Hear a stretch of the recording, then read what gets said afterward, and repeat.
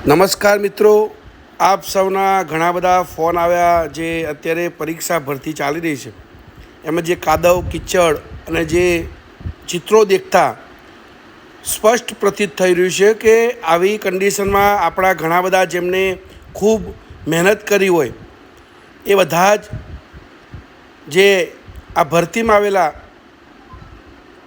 ભાઈઓને બહુ અડચણ પડી છે, જેના કારણે હું અને સમગ્ર ટીમ આજે ચોક્કસ ગાંધીનગર બીએસએફ કેમ્પની મુલાકાત લેશું.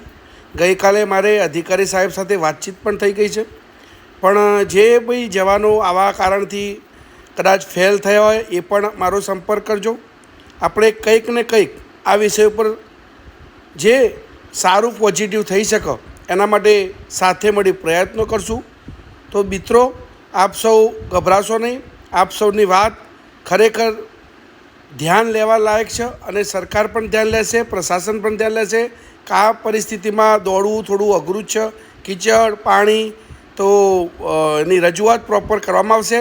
તો આપ સૌ મારો સંપર્ક કરજો, હું આપ સૌની સાથે છું, કેમ કે આ આપના ઉજ્જવળ ભવિષ્ય સાથે સીધો જ આ પ્રશ્ન સંકળાયેલો છે હોવાથી અમે બધા જ પેરામિલિટરીના નિવૃત્ત જવાનો સંગઠન સંપૂર્ણ આ બાબત માટે આપની સાથે છે અને આના વિશે ઉપર સુધી નોંધ પણ લેવડાવવામાં આવશે અને આનો સુખદ અંત પણ આવશે.